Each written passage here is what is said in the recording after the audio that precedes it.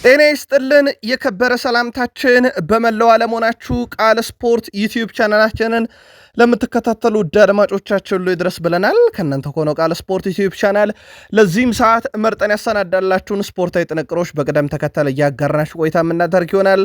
እስከ ፕሮግራማችን ፍጻሜ ቆዩ። ላይክ፣ ሰብስክራይብ፣ ሼር ማድረግ ዛሬም እንዳይረሳ ብለናል። በመረጃ ሰዓታችን ለእናንተ ውድ አድማጮቻችን እኛ መረጃዎችን ስናጋራችሁ በሀሳብ መስጫ ሳጥናችን ላይ እናንተ ደግሞ በፕሮግራማችን ይዘት አሊያም ዛሬ በሚደረጉ ጨዋታዎች አሊያም ትላንት በነበሩ ጨዋታዎች ዙሪያ መልከታችሁን እንድታጋሩን በአክብሮት ጠየቅን። በመረጃ ሰዓታችን አስቀድመን ኢትዮጵያ ውስጥ ቆይታ አድርገን ሀገራዊ ጉዳዮችን እናነሳለን። በአህጉራችን አፍሪካም በሞሮኮ አስተናጋጅነት የሚካሄደው የአፍሪካ ዋንጫ የዛሬም የመረጃ ሰዓታችንን ይወስዳል። በአውሮፓም ዙሪያ ታላላቆቹን ክለቦች ታላላቆቹን ተጫዋቾች የተመለከተ ወቅታዊና ዕለታዊ ጥንቅሮቻችን እንደተጠበቁ ነው። ዛሬም ከዋክብቶች ጨዋታ ያላቸው በአውሮፓ ዙሪያ በርካታ መረጃ ተይዟል። በተወዳጁ የእንግሊዝ ፕሪሚየር ሊግ የመረጃ ሰዓታችን ታላላቆቹን የፕሪሚየር ሊግ ክለቦች የተመለከተ ወቅታዊ መረጃዎችን ይዘናል። ጋርዲዮላ 4 እና 5 ኪሎ ጨምረው መጥተዋል። ተጫዋቾችን ግን አላጫውትም እንዳሉ ይታወቅ ነበረ። የእሳቸውን ትንሽ ፈገግ የሚያደርግ ጋዜጣዊ መግለጫ ይዘነዋል። ማሬስካ ከስህተታችን ተምረናል እያሉ ይገኛሉ። የቀድሞ በረኛቸው የአሁኑ ምክትል የዛሬውን ጨዋታ በቼልሲ በኩል የሚመሩ ናቸው። ኡናይ ኤምሬ ተጋጣሚያቸው የሚሉት ነገር አለ። የቼልሲን ጨዋታ በስፋት እንመለከተዋለን። ቼልሲያን ትቆዩናላችሁ። በሊቨርፑል በኩል የቡድኑን የፊት መስመር አጥቂ በተመለከተም በቡድን ዜናና ራሳቸው አሰልጣኙ የሚሉት ነገር አለ። የተጋጣሚያቸው ልብስንም አጥቂ እናነሳለን። ጨዋታው አመሻሽ 12 ሰዓት ላይ ይደረጋል። የሊቨርፑል ደጋፊዎች በጨዋታው ዙሪያ ቅድመ ግምታችሁን እያጋራችሁን እስከ ፕሮግራማችን ፍጻሜ ቆዩ። በአርሰናል ልምምር ላይ አንዳንድ ያላየናቸው ተጫዋቾች አሉ፣ እናነሳዋለን ጉዳዩን ውድ ቤተሰቦቻችን። ከዛ በዘለለ በብራይተን እና በአርሰናል ጨዋታ ዙሪያ የቡድን ዜና እናነሳለን። ወደ ቡድኑ ይካትታል ተብሎ የሚጠበቅ ተጫዋች አለ። የፋቢያን ኦዝለር ጋዜጣዊ መግለጫ ደርሶናል። ትላንት ሲቢሲ ስፖርት ላይ በጨዋታው ዙሪያ ውይይት ሲደረግ በሳቅ ፍርስ ብለዋል። ምክንያቱን እንነግራችኋለን። በቡድኑ ቆያለው እያለ ነው አጥቂውም። በጨዋታው ዙሪያ ተጨማሪ መረጃ ስናነሳ አርሰናልንም ሲቲንም አያይዘን እናነሳለን። አብራችሁን ቆዩ። ዩናይትድ በአፍሪካ ዋንጫ በጉዳት የሳሳው ቡድን ውስጥ ትላንትና በጣም ወሳኝ የተባለ ድል አድርጓል። ቦክሲንግ ዴይ ብሎ ማንቸስተር ዩናይትድ ድል ነው። ማንቸስተር ዩናይትድ ትላንትና ድል ሲያደርግ ወደ ቶፕ 4 ክለቦች ተጠግቷል። ማንቸስተር ዩናይትድ የአውሮፓ መድረክ ተሳታፊ ነው እያለ ነው ተጫዋቹ። ጄሚ ካራገር ግን የለም እያለ ነው። የሜሰን ማውንት ጉዳት፣ በጨዋታው ላይ የነበሩ በጣም አስገራሚ ሁነቶች፣ በማንቸስተር ዩናይትድ በኩል ብዙ እንለናቸው የሚገቡ ነጥቦች አሉ። እያንዳንዱን የጨዋታ ቅጽበት ከእያንዳንዱ ተጫዋች አንጻር እናነሰዋለን። ግን የዩናይትድ ደጋፊዎች በጉዳትም በአፍሪካ ዋንጫ ያለ ብሩኖ የሚጫወተው ቡድናችሁ እንዴት አገኛችሁ? ትላንት ሩበን አሞሪም በስተመጨረሻም ተሸንፈዋል ማለት ይቻላል። በጨዋታ አቀራረብ ደረጃ ልዩ ጥንቅር በጨዋታው ዙሪያ ይዘናል። ላይክ፣ ሰብስክራይብ፣ ሼር ያድርጉን። ሀሳብ አስተያየታችሁን አጋሩን። እንደዚሁም እስከ ፕሮግራማችን ፍጻሜ ከኛ ጋር ስትቆዩ ቤተሰብ መሆን እንዳይረሳ። ቃል ስፖርት ዩቲዩብ ቻናል ተጀመረ። መልካም ቆይታ ተመኘን። የኢትዮጵያ ፕሪሚየር ሊግ 11ኛ ሳምንት ሁሉም መርሃ ግብሮች ተደርገው ተጠናቀዋል። በአዳማ ሳይንስና ቴክኖሎጂ ዩኒቨርሲቲ መቀለ ሰባ እንደርታ አርባ ምንጭ ከተማን 2-0፣ ሀዲያ ኦሳና ወላይታ ዲቻን 2-1፣ ሐዋሳ ከተማ ሸገር ከተማን 2-1፣ ቅዱስ ጊዮርጊስ ከኢትዮጵያ ንግድ ባንክ 1-1፣ ኢትዮጵያ መድን ከሲዳማ ቡና 1-1። በአዲስ አበባ ስቴዲየም የነበሩ የ11ኛ ሳምንት 5 መርሃ ግብሮች ነገሌ አርሲ ወልዋሎ ዓዲግራት ዩኒቨርሲቲን 1-0፣ ባህር ዳር ከተማ ከፋሲል ከነማ 0-0፣ ኢትዮ ኤሌክትሪክ ምድረገነት ሽረን 1-0፣ ድሬዳዋ ከተማ ኢትዮጵያ ቡና 2-1 እና መቻል አዳማ ከተማን 3-1 ያሸነፉበት የ11ኛ ሳምንት መርሃ ግብር ውጤቶች ናቸው። ውጤቶቹን ተከትሎ ሲዳማ ቡና በ22 ነጥብ ይመራል። ፋሲል ከነማ በ21 ይከተላል። መቻል በ20 ነጥብ 3ኛ፣ ሐዋሳ ከተማ በተመሳሳይ 20 ነጥብ በግብ ክፍያ ተበልጦ 4ኛ፣ ኢትዮ ኤሌክትሪክ በተመሳሳይ 20 ነጥብ በግብ ክፍያ ተበልጦ 5ኛ ነው። ቅዱስ ጊዮርጊስ 6ኛ፣ አዳማ ከተማ 7ኛ፣ ነገሌ አርሲ 8ኛ፣ ድሬዳዋ ከተማ 9ኛ፣ ምድረገነት ሽረ 10ኛ፣ ባህር ዳር ከተማ 11ኛ፣ ኢትዮጵያ መድን 12ኛ፣ ሀዲያ ሆሳዕና 13ኛ፣ ኢትዮጵያ ንግድ ባንክ 14ኛ፣ ሸገር ከተማ 15ኛ፣ ኢትዮጵያ ቡና 16ኛ፣ ወላይታ ዲቻ 17ኛ፣ ወልዋሎ ዓዲግራት ዩኒቨርሲቲ 18ኛ፣ መቀለ ሰባ እንደርታ 19ኛ እና አርባ ምንጭ ከተማ 20ኛ ደረጃ ላይ ተቀምጠዋል። ከፍተኛ ግብ አስቆጣሪነቱን አዲስ ግደይ፣ መሐመድ አበራ እንዲሁም ያሬድ ብሩክ በ5 ግብ ይመሩታል። አቤል እያለው፣ አቤል ማሙሽ፣ ጌታነ ከበደ፣ ብርሃኑ በቀለና አቡበከር አዳሙ በ4 ግቦች ይከተሉታል። የኢትዮጵያ ፕሪሚየር ሊግ የ12ኛ ሳምንት መርሃ ግብር የፊታችን ሰኞ ነው የሚጀምረው ከ2 ቀን ረፍት በኋላ። የፊታችን ሰኞ በአዲስ አበባ ስቴዲየም ፋሲል ከነማ ከኢትዮ ኤሌክትሪክ፣ ወልዋሎ ዓዲግራት ዩኒቨርሲቲ ከባህር ዳር ከተማ፣ በአዳማ ሳይንስና ቴክኖሎጂ ዩኒቨርሲቲ ወላይታ ዲቻ ከአርባ ምንጭ ከተማ፣ መቀለ ሰባ እንደርታ ከቅዱስ ጊዮርጊስ በሚያደርጉት ጨዋታ የኢትዮጵያ ፕሪሚየር ሊግ 12ኛ ሳምንት ይመለሳል። ምናልባት በሰበር ልናደርሳችሁ የምንወደው መረጃ ኢትዮጵያ ቡናና አሰልጣኝ አቤል ካሳሁን በጋራ ስምምነት ተለያይተዋል። ኢትዮጵያ ቡና ቀጣይ ጨዋታዎችን በቀድሞ ተጫዋቹ ይመራል። ኢትዮጵያ ቡና በቀጣይ ሮብ ከመቻል ጋር የሚያደርጉትን የ12ኛ ሳምንት የኢትዮጵያ ፕሪሚየር ሊግ ጨዋታ በጊዜያዊነት አሰልጣኝነት የቀድሞ የክለቡና የኢትዮጵያ ብሔራዊ ቡድን ተጫዋች በነበረው የአቤል ካሳሁን ረዳት የነበረው አሰልጣኝ ኃይሉ አድማሱ ወይም ቻይና ይመራል። አሰልጣኙ በተጫዋችነት በኢትዮ ኤሌክትሪክ፣ ሐዋሳ ከተማና ኢትዮጵያ ቡና እንደዚሁም ለኢትዮጵያ ብሔራዊ ቡድን የተጫወተ ሲሆን በአሰልጣኝነት ኢትዮ ኤሌክትሪክ ከ20 ዓመት በታች እና በከፍተኛ ሊጉ ኤሌክትሪክን የአሰልጣኝነት ክፍል እንዲሁ በረዳትነት በመሆን መርቶ ነበረ። ከቀጣይ ሮብ ጀምሮ ደግሞ በጊዜያዊነት ኢትዮጵያ ቡናን የሚመራ ይሆናል። በአፍሪካ ዋንጫም የምድብ 2ኛ መርሃ ግብሮች እየተካሄዱ ይገኛሉ። ትላንትና አንጎላ ከዚምባብዌ 1-1 የተጠናቀቀ መርሃ ግብር ነበረ። በጨዋታው ላይ ለአንጎላ ዳላ ግብ አስቆጠረ። 24ኛው ደቂቃ ላይ ሙሳና 45ኛው ደቂቃ ተጠናቆ በጨማሪው ደቂቃ ዚምባብዌን አቻ አደረገ። አንጎላም 1 ነጥብ ዚምባብዌም 1 ነጥብ ደርሷል። የምድቡ የመጨረሻ ጨዋታ የፊታችን ሰኞ ዚምባብዌ ከደቡብ አፍሪካ፣ አንጎላ ከግብፅ ጋር እንደዚሁ ከዚህ ምድብ ጨዋታቸውን የሚያደርጉ ይሆናል። የግብፅ ብሔራዊ ቡድን ትላንትና ደቡብ አፍሪካን እጅግ በጣም አወዛጋቢ በነበረ ጨዋታ 1-0 በሆነ ውጤት ድል አድርጋ ወደ ቀጣዩ ዙር ማለፏን አረጋግጣለች። ሳላ በፍጹም ቅጣት ምት 45ኛው ደቂቃ ላይ ግብ አስቆጠረ። ሃኔ 45ኛው ደቂቃ ተጠናቆ በጭማሪ 2ኛው ደቂቃ በግብፅ በኩል በቀይ ካርድ ወጣ። በጎዶሎ ተጫዋች ነበር የጨረሱት። ጨዋታውን እንግዲህ 40,212 ደጋፊ ታድሞታል። እንዴት የሚለው እንነግራችኋለን እዚህ ጨዋታ ላይ የነበረውን ሂደት። ግን በጨዋታው ላይ አሁን የተሰጠችው ፍጹም ቅጣት ምትና ደቡብ አፍሪካ ተከልክለናል የሚሉት ፍጹም ቅጣት ምት እጅግ በጣም አነጋጋሪ ሆነው ቀጥለዋል። ግብፅ በ6 ነጥብ ከምድቡ ማለፏን ስታረጋግጥ ደቡብ አፍሪካ 3 ነጥብ አላት። አንጎላ 1 ነጥብ፣ ዚምባብዌ 1 ነጥብ። የምድቡ የመጨረሻ ጨዋታ ደቡብ አፍሪካ ከዚምባብዌ እንደዚሁም ግብፅ ከአንጎላ ጋር የፊታችን ሰኞ በተመሳሳይ ሰዓት የሚያከናውኑት ይሆናል።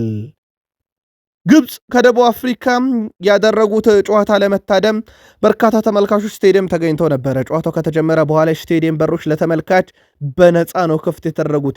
ይህንም ተከትሎ በሺዎች የሚቆጠሩ ደጋፊዎች በመሰባሰብ ስቴዲየም ሞሉ። በርካታ ሞሮኮውያን የግብፅ ነን ብለው ግብፅን ሲደግፉ አመሹ። ሳላም ለድጋፋቸው አመሰግናለሁ ብሏል። የፈረኖቹ አምበል ሳላም በጨዋታው የነበረውን የደጋፊ ድባብ አስደናቂ ብሎታል። የነበረው ድባብ አስደናቂ ነው ያለው ሳላ ሞሮኮውያን እና ግብፃውያን ደጋፊዎች ይለያሉ ብሏል። እዚህ በመሆኔ በጣም ደስተኛ ነኝ፣ ኩራት ይሰማኛል፣ ለጠንካራ ድጋፋቸው አመሰግናለሁ ብሏል። በጨዋታው የግብፅ ግብ ጠባቂ ኤልሻናዊ የጨዋታ ኮከብ ተብሎ መመረጥ ችሏል። የ37 ዓመቱ ግብ ጠባቂ ኤልሻናዊ 6 ያለቀላቸው ግቦችን አድኗል። እንዳልኳችሁ 40,219 ደጋፊ የተገኘው ግን ትኬት ቆርጦ ሳይሆን ጨዋታው ሲጀመር ስቴዲየም ተከፍቶለት በመግባት ሞሮኮውያን ግብፅን ሲያበረታቱ ያመሹበት ነበረ። ባፋናዎቹ አሰልጣኝ ሁጎ ብሮስ ከግብፅ ሽንፈት በኋላ በሰጡት ማስተያየት የጨዋታው ዳኝነት ተችቷል። ስለ ሳላ ፍጹም ቅጣት ምት ያነሱት አሰልጣኙ ሳላ ግብፅ ያገኘችው ፍጹም ቅጣት ምት እንደማያሰጠ ነግሮኛል ብለዋል። ሳላ ከጨዋታው በኋላ መጥቶ ፍጹም ቅጣት ምት መሆኑ አስገርሞኛል፣ አያሰጥም ነበር ብሎኛል ብለዋል። በተቃራኒው ለእኛ ለመስጠት አልፈለጉም፣ ያሰጥ ነበረ ፍጹም ቅጣት ምት ለእኛ ተከልክለናል ብለዋል። አሰልጣኙ አክሎም የዳኝነት ውሳኔው አስቂኝም አሰቃቂም ነበር ብለውታል። ምናልባት ጨዋታውን የተከታተላችሁ የእናንተን ምልከታ በዚህ ዙሪያ አጋሩን። እዚህ ምድብ ላይ እንዳልኳችሁ ግብፅ በ6 ነጥብ 2 ግብ ይዛ ማለፏን አንደኛ ሆና አረጋግጣለች።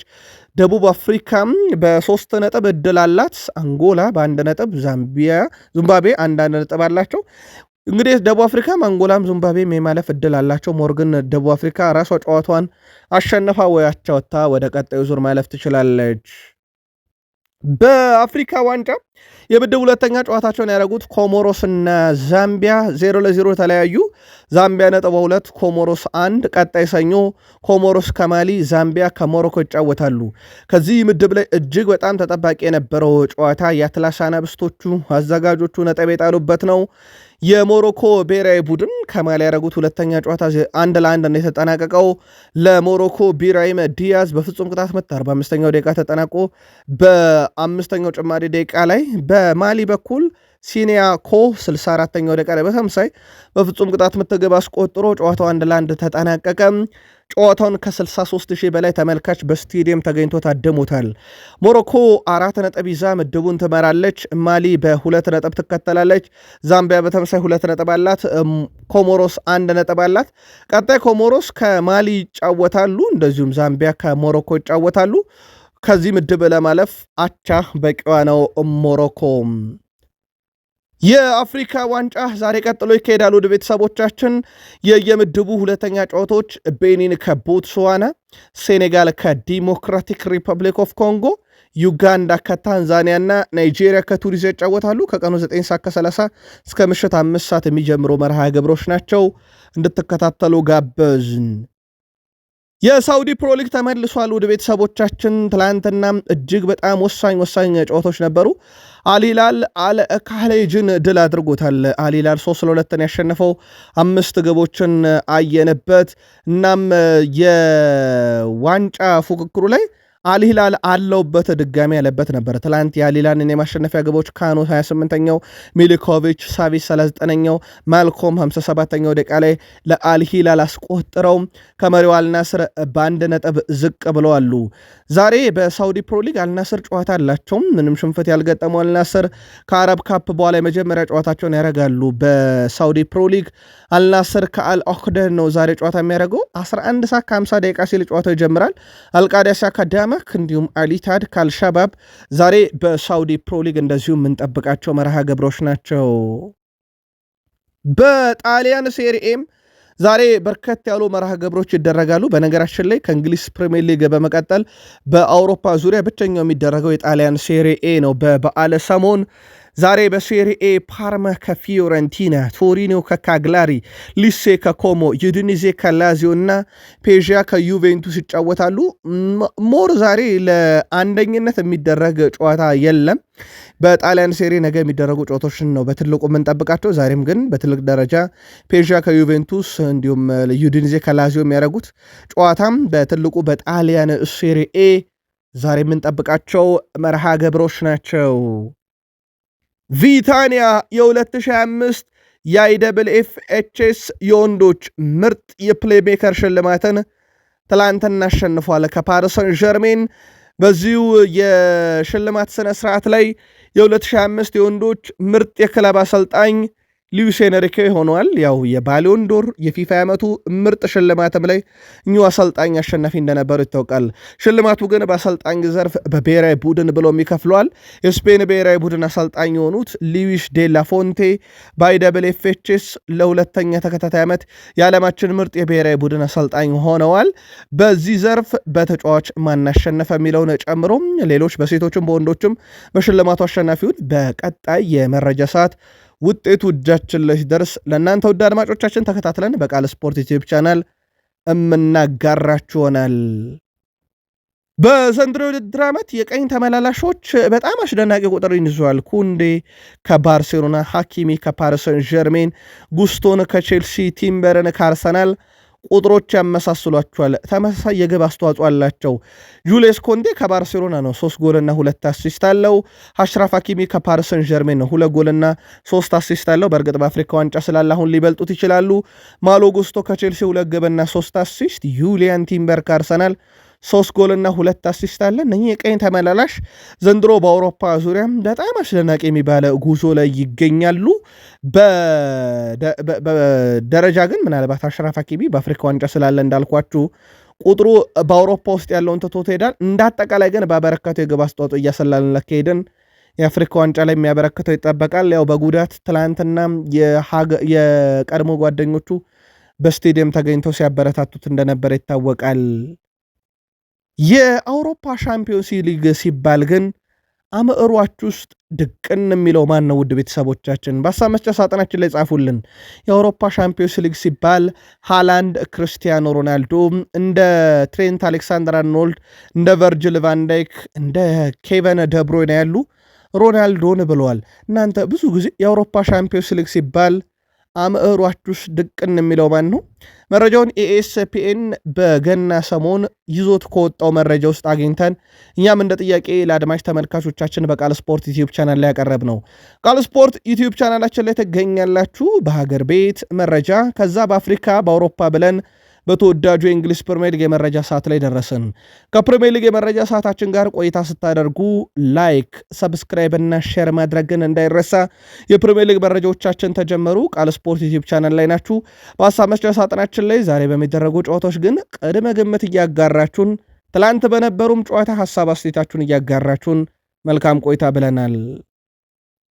ፔፕ ጋርዲዮላ ኪሎ ጨምሮ የመጣ በኖቲንግሃም ፎረስት ጨዋታ አላጫውትም ካሉ በኋላ እሳቸው ያቺ ሚዛን ላይ ወጥተው ነበረ። ፔፕ ጋርዲዮላ ወደ 5 ኪሎ ጨምሯል። ወደ ቤተሰቦቻችን ሰበላም ስጠጣ ነበረ እሱን የጨመረብኝ ብለው ትንሽ ፈገግ አድርገዋል። ግን እሳቸው አይቀጡም። እሳቸው መሪ ናቸው። ፔፕ ጋርዲዮላ በጥር የተጫዋቾች ዝውውር መስኮት እንዳምናው ተጫዋች ያስፈርማሉ ወይም ተብለው ተጠይቀው ነበረ።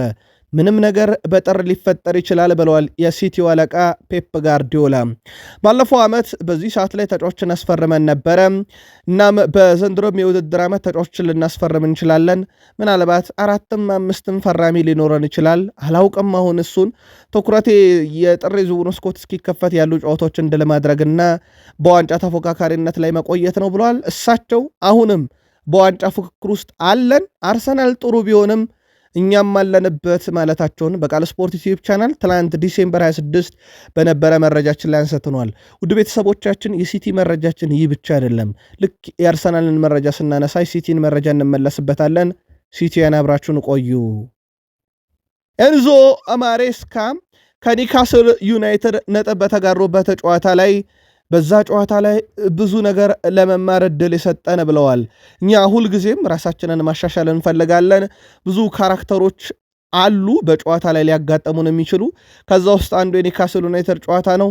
ብዙ ነገር ተምሬበታለሁ። በተለይም በቡድኔ ውስጥ ያለውን የተጫዋች ጥራት ጉዳይ ገመገምኩበት ብለዋል። እሳቸው እንቀጥላለን፣ እመኑኝ፣ በድል ጎዳና እንቀጥላለን ብለዋል።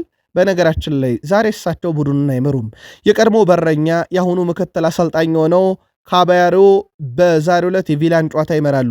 እንደሚታወቀው ኤንዞ በቢጫ ካርድ ምክንያት ኤንዞ ማሬስካ አይመሩትም ቡድኑ። ከዚህ በፊት 2 ጨዋታዎችን መርቶ ካባያሮ 2ቱንም አሸንፏል። 3ኛውን ዛሬ ይመራል። በአሰልጣኝነት በተቃራኒ የሚገጥሙት ኡናይ ኤምሬን ነው ቼልሲዎች። የኡናይ ኤምሬ ስለ ቼልሲ የተናገሩትን እንመልከት። የፕሪሚየር ሊግ ውድድር ምን ያህል አስቸጋሪ እንደሆነ ትልቅ ፉክክር እንዳለው አውቃለሁኝ። ቼልሲን በመጀመሪያዎቹ 4 ውስጥ ለመግባት አልፎ ተርፎም ለዋንጫ ለመታገል ቅድመ ግምት የሚሰጠው ቡድን ነው ያሉት ኡናይ ኤምሬ፣ ምክንያቱም በጣም ጥሩ ተጫዋች፣ ጎበዝ አሰልጣኝ ያላቸው፣ እንዲሁም አጫወታቸው በጣም እየተሻሻለ መጥቷል። በደረጃ ሰንጠረዡ ከኛ በታች ቢሆኑም ጠንካራ እንደሆኑ ግን አውቃለሁ ብለዋል ኡናይ ኤምሬ። በራስ መተማመን እየተጫወቱ ነው። እንደዚሁም ከታላላቅ ቡድኖች ጋርም በጣም ጥሩ ፉክክር አድርገዋል። ፈታኝ ቡድን ይገጥመናል ብለዋል አሰልጣኝ ኡናይ ኤምሬ። የቀድሞ ዩናይትድ የአሁን የቪላው ተጫዋች ቪክተር ሊንድሎፍም ቼልሲን በተመለከተ በጣም ጥራት ያለው ቡድን፣ ጥራት ያለው ተጫዋችን እንገጥማለን፣ በዚህ ውድድር ዓመትም ጥሩ ቡድን እያሳዩ ይገኛሉ። ስለዚህ ለቶፕ 4 እኛ በምናደርገው ጥረት ውስጥም ቼልሲም አለ፣ ከባዱ ተጋጣሚ ይሆናል ሲል ተደምጧል ቪክተር ሊንድሎፍ። ውድ ቤተሰቦቻችን ጨዋታው ዛሬ በኢትዮጵያን ሰዓት አቆጣጠር ምሽት 2:30 በስታንፎርድ ብሪጅ ይደረጋል። ቼልሲን እናስቀድም። ጨዋታው በስታንፎርድ ብሪጅ እንደመደረጉ መጠን ቼልሲ በዚህ ዓመት 26 ጨዋታን አድርጎ 14 ድል፣ 6 አቻ፣ 6 ሽንፈት የገጠመው ነው። የኡናይ ኤምሬው ቡድን 24 ጨዋታ አድርጓል፣ በ2 ዝቅ ይላል። 16ቱ ድል ናቸው፣ 4 አቻ 4 ሽንፈት ብቻ የገጠመው ቡድን ነው። ባለሜዳው ቼልሲ ባለፉት 5 ጨዋታ 2 ድል አለው፣ 2 አቻ፣ 1 ሽንፈት። የአስቶን ቪላ ግን ይለያል። ያለፉት 10 ጨዋታ 10ሩንም ያሸነፈ ቡድን ነው እንኳን አይደለም 5ቱን። በሁለቱ ክለቦች መካከል ባለ ግንኙነት ግን ቼልሲ 69 ጊዜ ቪላን ረቷል፣ 58 ጊዜ ደግሞ ቪላ ቼልሲን ረቷል። 38 ጊዜ ሁለቱ ቡድኖች ባቻ ውጤት አጠናቋል። የመጨረሻ 4 ግንኙነታቸውን ነጥለን ከተመለከትን ቼልሲ 2 የቪላን ረቷል፣ ቪላ 1 ቼልሲን ረቷል፣ 1 ጊዜ አቻ ወጥቷል። ዛሬ ብሽት 2:30 በስታንፎርድ ብሪጅ የሚደረገውን ጨዋታ ማን ይረታል? ቀድመ ገመታችሁን ላኩልን። ሁጎ ኤኪቲኬ ባለፉት 3 የሊግ ጨዋታ 5 ጎሎችን አስቆጥሯል እና ከወልቭስ ጋር ጎል ካስቆጠረ ከየካቲት 2019 ከሳዲዮ ማኔ በኋላ በፕሪሚየር ሊጉ በ4 ተከታታይ ጨዋታ ላይ ጎል ያስቆጠረ የመጀመሪያው የሊቨርፑል ተጫዋች ይሆናል። አርኔ ስሎትም ይቀጥላሉ። ሁጎ ኤኪቲኬ ያለኝ ብቸኛው 9 ቁጥር አይደለም፣ ፍሬድሪኮ ኬዛም በዛ ቦታ ላይ መጫወት ይችላል። ስለዚህ ምናልባት ኤኪቲኬን ለማሳረፍ እድል አለኝ፣ ነገር ግን ሙሉ በሙሉ ከደከመ ብቻ ነው ብለዋል። እሳቸው እሱን ያስፈረሙት በፓሪስ ሰን ዠርሜን አምና በተሸነፉበት ጨዋታ ላይ የፓሪስ ሰን ዠርሜን ፈጣን 9 ቁጥሮችና ተጫዋቾች አስቸጋሪ ስለነበሩ ለእኛም ፈጣን ተጫዋች ስለሚያስፈልግ ያመጣው ተጫዋቼ ነው ማለታቸው የሚዘነጋ አይደለም። የወልቭሱ አጥቂ ጀርገን ስትራንድ ላርሰን በዌስትሃም ዩናይትድ ይፈለጋል። ግን ዌስትሃም ፍሉርክን ስለለቀቁ እንጂ ለኤስ ሚላን በዚህ ተጫዋች ብቃት አሁን አጠራጣሪ ነው። በነገራችን ላይ ባለፉት 8 የፕሪሚየር ሊግ ጨዋታ ላይ ግን ማስቆጠር አልቻለም። ይህም በውድድሩ ላይ ረጅሙ ጎል ያላስቆጠረበት እጥረት የገጠመው ጨዋታ ነው ለተጫዋቹ። በእርግጥ ዘንድሮ የዛሬው የሊቨርፑል ተጋጣሚ ወልቭስ ድል የሚባል ነገር በፕሪሚየር ሊጉ ማያቅ እስከ ገና ድረስ 2 ነጥብ ያለው በአመቱ መጨረሻ በጣም ዝቅተኛ ነጥብ ይዞ ይወርዳል ተብሎ የተሰጋለት ቡድን ነው። ይህን ቡድን ሊቨርፑል ይገጥማል። ያውም በአንፊልድ ሮድ ስቴዲየም የሚደረግ ጨዋታ ነው። ግን አንዳንዶች አርሰናልን የፕሪሚየር ሊጉን መሪ የፈተነ ቡድን ነው ይላሉ ወልቭስን። ነገር ግን ውድ ቤተሰቦቻችን ወልቭስ ቡድን ሊፈትን ይችላል፣ ግን ያሸንፋል ብሎ ለማመን በጣም የሚቸግር አይነት ቡድን ሆኗል። ለማንኛውም ሊቨርፑል ዛሬ እጅግ በጣም ቀላሉን የፕሪሚየር ሊግ ተጋጣሚ አንፊልድ ላይ ይገጥማል። የኦፕታም ቁጥራዊ ስሌት ያንን ነው የሚያመለክተው። ሊቨርፑል አንፊልድ ሮድ ስቴዲየም ወልቭስን ይገጥማል። ሊቨርፑል በዚህ የውድድር ዓመት አጠቃላይ ያደረጋቸውን ጨዋታዎች ውስጥ 14ቱ ድል፣ 3ቱ አቻ፣ 9ኙ በሽንፈት የተደመደሙ ናቸው። በወልቭስ በኩል 2 ድል፣ 2 አቻ፣ 16 ጨዋታ በዚህ ዓመት ወልቭስ ከ20 ነው አጠቃላይ 20 መርሃ ግብር 16ቱን ተሸንፈዋል። ሊቨርፑል ባለፉት 5 ጨዋታ 3 ድል የመጨረሻቹ 3ቱን ጨዋታ ነው፣ 2 አቻ አለው። ወልቭስ 5 ጨዋታ 5ቱንም ተሸንፏል። 2 ጨዋታ ላይ ብቻ ነው ግብ ያስቆጠረው።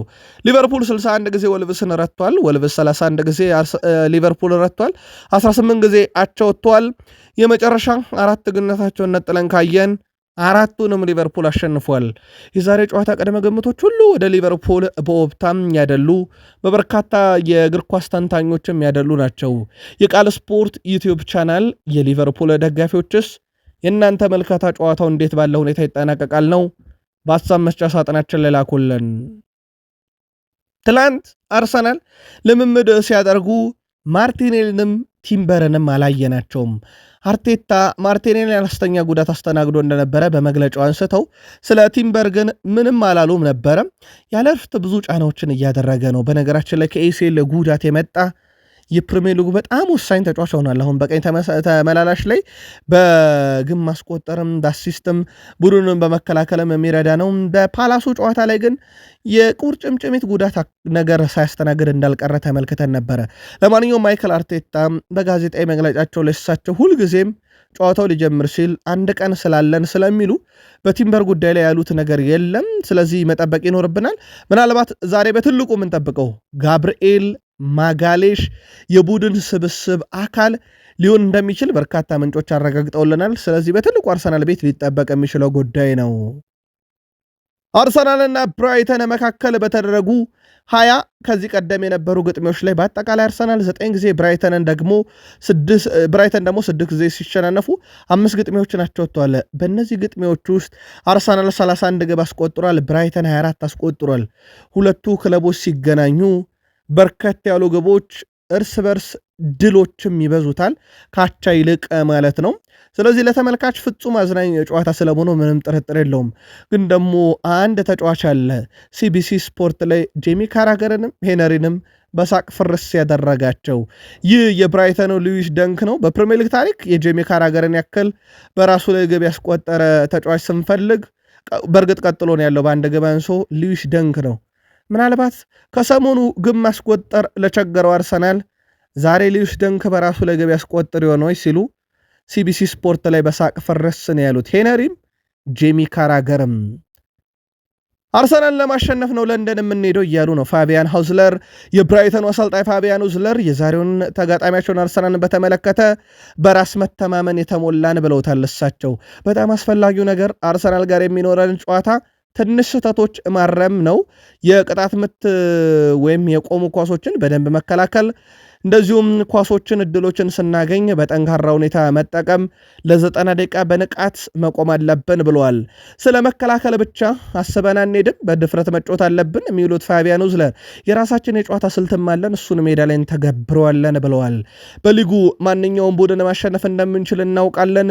ምንም እንኳን ጨዋታው ከባድ ቢሆንም ወደ ለንደን የምንሄደው ግን ለማሸነፍ ነው ብለዋል። ብራይተን እንደ ሁል ጊዜው አርሰናል ፈታኝ እንደሚሆን ቢታወቅም መድፈኞቹ እንግዲህ ይህን ጨዋታ በኤምሬትስ ማድረጋቸው ቅድመ ግምት እንደተሰጣቸው ይታወቃል። አምና የዴክላን ራይስ ቀይ ካርድ በዚህ ጨዋታ የምትረሳ እንዳልሆነች ይታወቃል። አንድ የቡድን ዜናን ጨምር። ዘ አትሌቲክ ዛሬ ይዞት በወጣው መረጃ መሰረት አርሰናል ጋብርኤል ሱስን ለረጅም ጊዜ በክለቡ ያቆያል ይሸጣል በሚለው ጉዳይ ላይ የመጨረሻ ውሳኔ እስከዚህ ሰዓት ድረስ እንዳልተወሰነው ዘ አትሌቲክ ይዞት የወጣው መድፈኞቹ በአሁኑ ሰዓት በአውሮፓ ካሉ ጠንካራ ስብስብ አንዱን ይዘዋል ተብሎ ይጠበቃል። እዚህ ስብስብ ውስጥ ጋብርኤል ሱስ አለ። የጥራት ችግር የለበትም፣ የጉዳት ችግር ግን አለበት። ማይክል አርቴታ ተጫዋቾችን በየሲስተሙ የመጠቀምም ክህሎት አላቸው፣ ግን አያገኙትም ይህን ተጫዋች እሳቸው በፈለጉትን መንገድ ለመጠቀም። ጋብርኤል ሱስ በአሁኑ ሰዓት ላይ በአርቴታ እቅድ ውስጥ እጅግ በጣም አስፈላጊ ተጫዋች ነው። በጉዳት ለሳሳው ቡድናቸው በወሳኝ ተጫዋች ነው ከጉዳት የመጣላቸው። ከዚህ ቀደም በጥር ይሸጣል ተብሎ ነበር። ያው የጥር የዝውውር መስኮት እንደማይለቁት አረጋግጠዋል። በቀጣይ ክረምትስ በሚለው ጉዳይ ላይም የመጨረሻ ውሳኔ ቡድኑ አልወሰነም ብሏል ዘ አትሌቲክ። ቀጣይ ክረምት ላይ የዚህ ተጫዋች ቆይታ ጉዳይ ይወሰናል ተብሏል።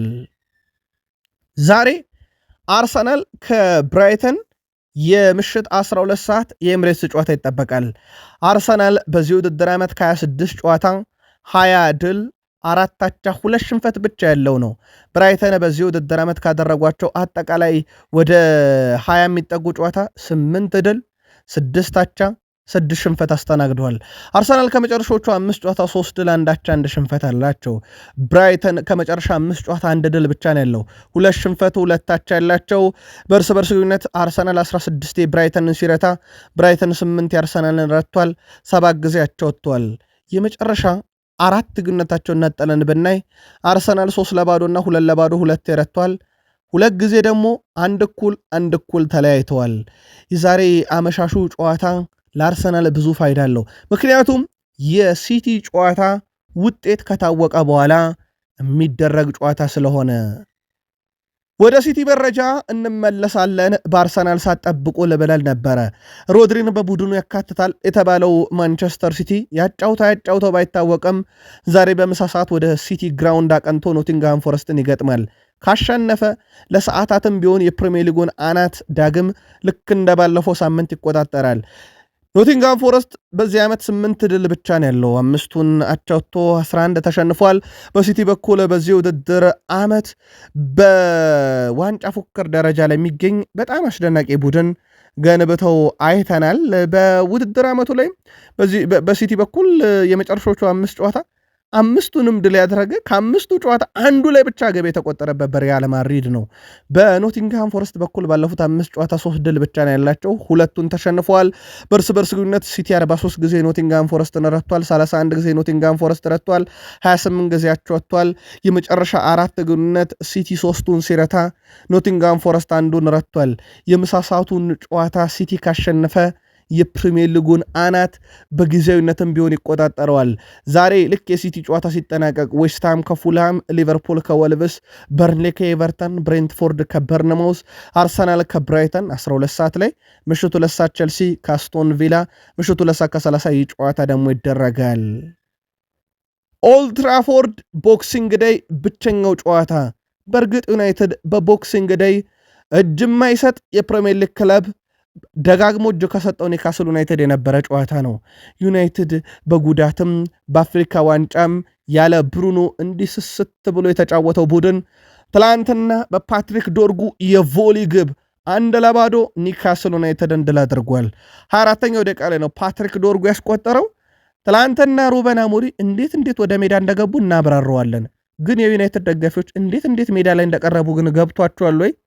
ጻፉልን። ኒውካስል በበዓል ሰሞን 17ኛ ጨዋታውን በመሸነፍ በታሪክ አሁንም በርካታ ጨዋታ የተሸነፉ ሲሆን ዩናይትድ በበዓል ሰሞን በርካታ ጨዋታን በማሸነፍ ሪካርዱን አሻሽሏል። ዩናይትድ ነጥቡ አሁን 29 ነው፣ ኒውካስል 23 ነው። በሳምንቱ አጋማሽ ኦልድ ትራፎርድ ላይ የቡድኑን የዘንድሮን ደካማውን ቡድን ዩናይትድ ወልቭስን ይገጥማል። ከዛ በዘለለ ማክሰኞ በርንሌን ተርፎሙር ላይ ሄዶ ኒውካስል ዩናይትድ የሚገጥም ሲሆን ማንቸስተር ዩናይትዶች በፓትሪክ ዶርጉ ለመጀመሪያ ጊዜ የፕሪሚየር ሊግ ግብ ባስቆጠረበት የቮሊ ግብ ኒውካስል ዩናይትድን ኦልድ ትራፎርድ ላይ ትላንት ምሽት 1-0 በሆነ ውጤት ድል አድርጓል። የቀድሞ የማንቸስተር ዩናይትድ ተጫዋች ሮይ ኪን የምሽቱን ድል በተመለከተ የማንቸስተር ዩናይትድ ድል አስቀያሚ ነገር ግን ትልቅ ድል ብሎታል። ጋሪ ኔቨል በበኩሉ ሄቨን በዛሬው ጨዋታ አስደናቂ ነበር ሲል አሞካሽቶታል። ትላንትና በስካይ ስፖርት ላይ ጨዋታውን ሲያስተላልፉ ነበረ። ኒውካስል ዩናይትድ በጨዋታ በበላይነት ተቆጣጥሯል። ነገር ግን ማንቸስተር ዩናይትድ ጎል ላይ ስጋት ያልፈጠረ ያለው ደግሞ ጄሚ ካራገር ነው። በእርግጥ የሱን ሀሳብ እንመለስበታለን። ትላንትና ግን እንዴት ሩበን አሞሪም ጨዋታው ላይ ቀረቡ የሚለው ነገር በጣም አነጋጋሪ ጉዳይ ስለነበረ እነሱም በጨዋታው አቀራረብ ዙሪያ በጣም ተደንቋል። ሩበን አሞሪም በባክፎር ተጫውተዋል። እነማንን እንዴት ተጠቀሙ የሚለውን በዝርዝር እንመለከትበታለን። ነገር ግን የቀድሞ የማንቸስተር ዩናይትድ ተጫዋች ሮይ ኪን ድሉ ለዩናይትድ በአስፈላጊ ሰዓት የመጣ ያውም በጉዳትም እንደዚሁም እንደ ብሩኖ ፈርናንዴዝ ያለን ተጫዋች በጉዳት ማጣት በአፍሪካ ዋንጫ ደግሞ የቡድኑን ቁልፍና ኮከብ ግብ አግቢዎች በማጣቱ መሃል ሆኖ ያውም ኒውካስል ዩናይትድ ላይ የተገኘ ድል መሆኑ አስቀያሚ ጨዋታ ቢሆንም በዩናይትድ በኩል የነበረው ግን ድሉ ያስፈልግ ነበር ብሏል። ምናልባት ከረፍት በፊት ዩናይትድ በጣም የተሻለ ከረፍት በኋላ ደግሞ ውጤት ለማስጠበቅ ብዙ የጣረ ክለብ ሆኖም የተመለከትንበት ነበረ። የማንቸስተር ዩናይትድ የኋላ መስመር ተሰላፊ ሃይደን ሄቨን ቡድናቸው በአውሮፓ መድረክ ለመሳተፍ እንደሚጥር ገልጿል። የማንቸስተር ዩናይትድ ቦታ በአውሮፓ መድረክ ነው፣ በሚቀጥለው ዓመት ለማለፍ ነው፣ እዛም ለመጮት እንፈልጋለን ሲል ተደምጧል። በመጨረሻም ግብ ሳይቆጠርብን ወጥተናል፣ ይህን በማሳካታችን ደስተኛ ነን ሲል የጨዋታው ኮከብ ተብሎ የተመረጠው ሄቨን ከጨዋታው መጠናቀቅ በኋላም ተናግሯል። የጨዋታው ኮከብ ነበረ። በነገራችን ላይ በራስ መተማመኑን ግን ይህን ተከላካይ እንዴት አገኛችሁት? ብዙ የመጨረሻ ኳሶች ላይ በራስ መተማመኑ ትላንት በጣም አስገራሚ ነበር። ገና ወጣት ነው። ከአርሰናል አካዳሚ አምጥተው ለዋናው ቡድን ያጫወቱት ነው ማንቸስተር ዩናይትዶች። በቦታው ላይ እንግዲህ ማቲያስ ዴላይት በጉዳት ሃሪ ማጓየር በጉዳት በሌሉበት ልምድ ያላቸው በሌሉበት ትላንትና የዩናይትድ ወሳኝ የነበረ የጨዋታው ኮከብ የተባለው እሱ ነበረና ምን ያህል በጥራት ግልጋሎት ሲሰጥ እንደነበረ ማሳያም ተደርጎ ሊወሰድ ይችላል። ሜሰን ማውንት ጉዳት ተሰምቶት ነበር ብለዋል ሩበን አሞሪም። ሊጉንም ማሸነፍ እድላለን ብለዋል። በዛው አጋጣሚ የማንቸስተር ዩናይትድ አሰልጣኝ ሩበን አሞሪም ሜሰን ማውንት የተቀየረው በጉዳት ስሜት መሆኑን አረጋግጧል። ይሄ ደግሞ ሌላ ፈተና። አማካይ ክፍሉ ላይ ብሩኖ የለም፣ ኮቢ ማይኖ የለም። አሁን ሜሰን ማውንት ተጎድቷል። የፈጠራ ችሎታ ያላቸው ተጫዋቾችን እያጣ ነው ዩናይትድ። ሜሰን ማውንት በረፍት ሰዓት የሆነ ነገር ተሰምቶት ነበር ያሉት አሰልጣኙ መጫወት መቀጠል ፈልጎ ነበር፣ ነገር ግን ተጨማሪ ተጫዋች ማጣት አልፈልግም። ስለዚህ ጉዳቱ ተጣርቶ ጉዳቱን እንዳይበዛም ለቀጣይ ጨዋታም ከተቻለ እንዲገኝ ቀይር ያስወጥቸዋለሁ ብሏል። ማኑኤል ኡጋርቴ በጨዋታው አስደናቂ ሆኖ ነበር ያመሻውም ብሏል ሩበን አሞሪም። እዛ እሳቸው አጠገብ የተገኙ ሃይደን ሄቨን ነው። አራት ውስጥ ማጠናቀቅ ብቻ ሳይሆን በነገራችን ላይ ፕሪሚየር ሊጉንም ልናሸንፍ እንችላለን፣ ሁሉም ነገር ሊሆን ይችላል፣ ዋናው ነገር የኛ ጥረት ነው ሲል የተደመጠው ማንቸስተር ዩናይትድ ኒካስል ዩናይትድን በፕሪሚየር ሊጉ ያለ ብሩኖ ሲያሸንፉ ይህ ከ2022-23 በኋላ ለመጀመሪያ ጊዜ ነው። ያለ ብሩኖ 7 ጨዋታን ከዚህ ቀደም ያደረገው ዩናይትድ ትልቁ ውጤቱ አንዳቻ ነው፣ 6 ተሸንፏል። ትላንትና ያለ ብሩኖ ፈርናንዴዝ የተጫወተው ማንቸስተር ዩናይትድ ለመጀመሪያ ጊዜ ከ8 ጨዋታ ድል ያደረገበት ሲሆን ማንቸስተር ዩናይትድ በፈረንጆች አቆጣጠር ኦክቶበር 4 2025 ሰንደርላንድን ድል አድርጎ ግብ ሳይቆጠርበት ከወጣ በኋላ ትላንትና ለመጀመሪያ ጊዜ 1-0 በማሸነፍ ሴላመንስ መረቡን ሳያስደፍር የወጣበት ጨዋታ ሆኗል። ስለዚህ ትላንትና ሁለት ትልልቅ ነገር በኦልትራፎርድ አየን። ያለ ብሩኖ ድል ከኦክቶበር 4 በኋላ የመጀመሪያው ክሊንሺት ተመዘግበዋል። በነጥብ ደረጃ ዩናይትድ አሁን 29 ነጥብ አለው። ያ ማለት ከአራተኛ ካለውም ቼልሲ እኩል ግን በ8 ግብ ያንሳል። ስድስተኛ ካለውም ሊቨርፑል እኩል በአንድ ግብ ይልቃል። ቼልሲም ሊቨርፑልም ዛሬ ጨዋታ አላቸው። ስለዚህ ከዩናይትድ ደረጃው መንጠቅ ሊቨርፑል ቼልሲም መራቅ ይችላል። እንደ አስቶን ቪላ፣ ሲቲ፣ አርሰናልም ቀሪ ጨዋታ ስላላቸው ዩናይትድን ሊርቁት ይችላሉ። ግን ለዩናይትድ ይህን ነጥብ ማግኘት የሚችልበት በርካታ አጋጣሚን በሰኞ ምሽት ጨዋታ መጠቀም ካቃተው በኋላ አርብ ምሽት ግን ቀድሞ ተጫውቶ አሳክቶታል። እንዳልኳችሁ ብሩኖ በጉዳት፣ ማይኖ በጉዳት፣ ዴሌት በጉዳት፣ ማጓየር በጉዳት፣ አማድ ዲያሎ፣ ብራያን ቤሞ ማዝራይን በአፍሪካ ዋንጫ ያጣ፣ በሁለተኛ አጋማሽ እንደ ሜሰን ማውንት በፈጠራ ችሎታ ያለን ተጫዋች ያጣ፣ በጨዋታው ላይ ሉክሾን 90 ደቂቃ ለማጫወት የተገደደ ክለብ ሆኖ ትላንትና ግን ድል ያደረገበትና ወሳኝ ነጥብ ያገኘበት ነበረ። ካራገር የቀድሞ የሊቨርፑል ተጫዋች ነው። ጋዜጣዊ መግለጫዎቹ ሁሌም ወይ ፈገግ የሚያስብሉ ወይ የክለብ ደጋፊዎችን ብሽቅ የሚያደርጉ ናቸው። በእርግጥ ሊቨርፑልንም የቀድሞ ክለቡን የአሁኑ ተጫዋቾቹንም አይምርም። የቀድሞ የሊቨርፑል ተጫዋች ጄሚ ካራገር ማንቸስተር ዩናይትድ በዚህ ዓመት 4 ውስጥ የሚጨርስ አይመስለኝም ብሏል። ዩናይትድ በዚህ ዓመት ግዴታ ወደ አውሮፓ ውድድር መመለስ አለበት ያለው ካራገር ባለፈው ዓመት ከተፈጠረው ነገር በኋላ ከነሱ የሚጠበቀው ነገር ቀንሷል ብሏል። አክሎም ክለቡ ባለፈው ክረምት ብዙ ገንዘብ ቢያወጣም በሻምፒዮንስ ሊግ መግባቱ የማይሆን ይመስላል ብሏል። ማንቸስተር ዩናይትድ በአስቶን ቪላ ጨዋታ ላይ አስደናቂ ነበር ያለው ጄሚ ካራገር አራተኛ ሆኖ ስለመጨረሱ ግን እኔ እርግጠኛ አይደለውም፣ 4 ውስጥ የሚጨርስ አይመስለኝም፣ የተሻሉ ቡድኖች አሉ ብሏል። ይህ የጄሚ ካራገር የግል ሐሳብ ነው። ምናልባት የዩናይትድ ደጋፊዎች እናንተ ክለባችሁ በዚህ ዓመት ካለው ወቅታዊ ብቃት፣ ቡድኑ ካለው ወጥነትና ካሉት ተጫዋቾች ጥራት አንጻር እስከ ስንት ውስጥ ይጨርሳል ብላችሁ ታስባላችሁ? መልከታችሁን ላኩልን። የጨዋታውን ልዩነቶች አንድ ባንድ እናንሳቸው። ፓትሪክ ዶርጉ የቮሊ ግብ አስቆጠረ። የተገኘው ሳጥን ውስጥ ነው። ትላንትና በነገራችን ላይ በ4 ተከላካይ በ3 አማካይ ሲጫወቱ ከረፍት በፊት የቀኙን የአማካኝ ክፍል ይዞ ከረፍት በኋላ ደግሞ የግራ የመከላከል ስፍራውን ይዞ ሲጫወት ነበረ። 10 የመከላከል አጋጣሚ ውስጥ ተሳትፏል። 5 ኳስ ከግብ ክልል አርቋል። 4 ኳስ መልሶ ነጥቋል። 2 ኳስ አቋርጧል። ከ8 የመረብ ላይ ግንኙነት 6 አሸንፏል። ከ5 የአየር ላይ ግንኙነት 2 አሸንፏል። የጨዋታውን ልዩነት የፈጠረች ግብ አስቆጥሯል። የጨዋታው ኮከብ የነበረው ሃይደን ሄቨንን በተመለከተም ያው ክሊንሺት አለው ተከላካይ ስለሆነ 100% የአየር ላይ ኳስ 100% የመረብ ላይ ግንኙነት ያሸነፈ 94% ያቀበላቸው ኳሶች ስኬታማ የነበሩ 3 ኳስ ሶስተኛ የሜዳ ክፍል ላይ ያቀበለ 8 ኳስ ከግብ ክልል ያራቀ 10 የመከላከል ሂደት ላይ የተሳተፈ በጨዋታው ግብ እንዳይቆጠር ያደረገ የጨዋታው ኮከብ ነበረ። ሌስ አንድሮ ማርቲኔስ ትላንትና የዩናይትድ አምበል ነበረ። ብሩኖ የለም እንደሚታወቀው፣ ስለዚህ አምበል ሆኖ የነበረው እሱ ነው። ትላንትና በመሃል ተከላካይነት ተጫውቷል። 89% ኳስ የማቀበል ስኬት፣ 48 ኳስ እንዳጠቃላይ ነክቷል። 7 ኳሶችን ከግብ ክልል አርቋል። 5 ኳሶችን ሶስተኛ የሜዳ ክፍል ላይ ጥሏል። በተለይም ለዲኤጎ ዳሎት ያቀበለው ኳስ ፍጹም የተለየ ነበር። አልተጠቀመውም እንጂ ምናልባት አማድ ዲያሎ ሲቲ ሊያስቆጠራትን አይነት የምትመስል ኳስ ነበር አሲስት ያደረገለት። ያው ምንም ግብ ቡድኑ አልተቆጠረበትም። በነገራችን ላይ ትላንትና ሌሳንድሮ ማርቲኔስ አንድ ጊዜ እንኳን ድሪብል ተደርጎ ያልታለፈ ተጫዋች ነበረ። በጨዋታው ላይ ሌላ በጣም ድንቅ ነበረ ማለት ይቻላል። ዩናይትድ በወሳኝ ተጫዋች ቡድኑ ያውም ስስት ባለበት ሰዓት በጉዳትም በአፍሪካ ዋንጫም የተገኘ ወሳኙ ሰው ሆኗልና ትላንትና ቡድኑን በአምበልነትም ተቀይሮ እስኪወጣ ድረስ ሲመራ ነበረ። ከ12 ዓመት በፊት ማንቸስተር ዩናይትድ ለመጨረሻ ጊዜ ሊጉ ሻምፒዮን በሆነበት ዓመት ላይ ትላንትና በነበረው የቦክሲንግ ዴይ ጨዋታ መሰል ስብስብ ውስጥ መንትዮች ነበሩት። ራፋኤል እና ፋቪዮ ዳሲልቫ ይባላሉ። 2013 ነበሩት። ዘንድሮ ዋንጫ ስለመብላቱ የማንንም ክለብ ማረጋገጥ ባንችልም ታይለር ፍሌቸር እና ጃክ ፍሌቸር 2025 ላይ ደግሞ ልክ ከ12 ዓመት በፊት ዋንጫ በበላበት ዓመት መንትዮች እንደነበሩ ትላንትና መንትዮቹ ነበሩ። አባትና እናት ደግሞ በስቴዲየም ቁጭ ብለው ጨዋታውን ሲያዩ የጨዋታውን ማስተላለፊ እንዴት ያለ አስደናቂ አጋጣሚ ነው ለወላጆች እያለ ነበረ።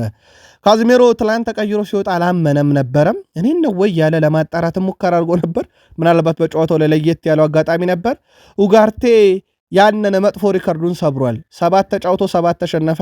ትላንትና 8ኛው ላይ ግን ድል አድርጓል። ያው ቋሚ ሆኖ በጀመረበት ነው። የዩናይትድ ደጋፊዎች ትላንትና ምናልባትም በዚህ ተጫዋች ሳይበሳጭ ወጡበት ነበረ ማለት ይቻላል። ያው ሲጠበቅ ነበረ የዩናይትድ ተስፋ ምናልባት ይሄ በመተማመን ደረጃ ማንን ትጠብቃላችሁ ሲል ሜል ስፖርት ያው የዩናይትድ ደጋፊ እንዳለ ያለው ማቲያስ ኩኛ ነበረ። ትላንትና ያለውን ነገር ሁሉ ሰጥቷል ማለት ይቻላል። በተለይም ድሪብሉ ኳሶችን ይዞ መሃል ሜዳውን የሚያቆራርጥበት ዩናይትድ ጫና ውስጥ ሲሆን ኳስ ይዞ ቡድኑን የሚያረጋጋበት የኒውካስልን ተከላካዮች ሲረብሽ የነበረበት መንገድ ፍጹም የተለየ ነበረ። አንደኛው ልናነሳው የምንችለው ሌላው ማንቸስተር ዩናይትድ በፕሪሚየር ሊግ ታሪክ ውስጥ የትኛውን ቡድን በበለጠ በቦክሲንግ ዴይ 23 ድሎችን ያሳካበት። ትላንት ምሽት ማንቸስተር ዩናይትድ በሩበን አሞሪም ስር ለመጀመሪያ ጊዜ በአራት ተከላካይ የተጫወተበት ድል ያደረገበት ከመሪዎቹ አካባቢ የተገኘበት ቶፕ ፎር ውስጥም የተገኘ ለቶፕ ፎርም የቀረበበት ቀጣይ ዓመት ለሁሉም ነገር ለመፎካከር በተለይም በአውሮፓ መድረክ ለመገኘት እድል የሰጠበት ጨዋታ ነበረ። በጨዋታው ዙሪያ ዩናይትዶች ተጨማሪ የምትሉት ነገር ካለ ግን በሉን ብለናል። ሩበን አሞሪም ቡድኑ ከረፍት በኋላ ደካማ ነበረ ተብሎ ለተጠየቁት ጥያቄ አሁን ነገ ሁሉም ሰው ስለ ጨዋታው ማውራት ይተዋል፣ ስለ ቀጣዩ ጨዋታ ደግሞ እኛ የምናስብበት ፋታ ይሰጠናል፣ ዋናው ድሉ ነው ብለዋል። በእርግጥ ለሳቸው ቡድን ማንቸስተር ዩናይትድ አንድ ሽንፈት ብቻ ነው የገጠማቸው ካለፉት 7 ጨዋታ ላይ። ትላንትና ደግሞ በገና ስጦታ ለዩናይትድ ደጋፊ ድል ክሊንሺት 3 ነጥብ አላቸው። ሩበን አሞሪም ክሊንሺት 4 ተከላካይ፣ የኮቢ ማይኖ ኢንጁሪ፣ ብሩኖ አለመኖር፣ የአፍሪካ ዋንጫ ከሚሉ ጣጣዎች ወጥተን ሁሉንም ነገር በጋዜጣዊ መግለጫ ላይ ከመናገር ወጥተን ስለ ቀጣዩ ጨዋታ ብቻ በስሌት እንሰራበታለን ብለዋል። እንዳልኳችሁ ቀጣዩ ተጋጣሚያቸው ወልቭስ ነው። ለዩናይትድ በዛን ያክል ደረጃ አሳሳቢ ተጋጣሚ አይደለም። ምክንያቱም ሞሊኒክስ ላይ ሄደው ከጥቂት ቀናቶች በፊት 4 ግብ ያስቆጠሩበት ቡድን ነውና በጣም ቀላሉ ተጋጣሚያቸው ይሆናል ተብሎ ይጠበቃል። ለዩናይትድ ምናልባትም በራስ መተማመናቸውን እየገነቡ የሚሄዱበት ያ አልቆረጥም ጸጉሬን ያለውን ደጋፊያቸውን የመቆረጫ ዕድሉን የሚያሳጥሩበት ጨዋታ ሊሆን ይችላል ተብሎ ይጠበቃል። ዛሬ በአፍሪካ ዋንጫ ቤኒን ከቦትስዋና 9 ሰዓት ከ30፣ ሴኔጋል ከኮንጎ 12 ሰዓት፣ ዩጋንዳ ከታንዛኒያ ምሽት 2 ሰዓት ከ30፣ ናይጄሪያ ከቱኒዚያ ምሽት 5 ሰዓት። በተወዳጁ እንግሊዝ ፕሪሚየር ሊግ ምሳ ሰዓት ይጀምራል 9 ሰዓት ከ30። ኖቲንግሃም ፎረስት ከማንቸስተር ሲቲ፣ ዌስትሃም ዩናይትድ ከፉላም 12 ሰዓት ጀምሮ የሚደረጉት፣ ብሬንትፎርድ ከበርነሞዝ፣ ሊቨርፑል ከወልቭስ፣ አርሰናል ከብራይተን፣ በርንሌ ከኤቨርተን ምሽት 2 ሰዓት ከ30፣ ቼልሲ ከአስቶን ቪላ። በጣሊያን ሴሪያ 8 ሰዓት ከ30፣ ፓርማ ከፊዮረንቲና ምሽት 11 ሰዓት፣ ሌቼ ከኮሞ ምሽት 11 ሰዓት፣ ቶሪኖ ከካግላሪ ምሽት 2 ሰዓት፣ ዩዲኒዜ ከላዚዮ ምሽት 4 ሰዓት ከ45 ደቂቃ፣ ፔዥያ ከዩቬንቱስ ይጫወታሉ። ለምትደግፏቸው ክለቦች በሙሉ በአፍሪካም ዋንጫ በፕሪሚየር ሊግ በጣሊያን ሴሪያ ድል የሚግጠማቸው በርከት ያሉ ምግብ ያስቆጥሩላችሁ ብለን ከቃል ስፖርት ዩቲዩብ ቻናል ለቅዳሜ ማለዳ ያሰናዳላችሁ ልዩ ስፖርታዊ ጥንቅር ፍጻሜው እዚህ ጋር ሆነ። ሰናይ ቀልም ብለናል።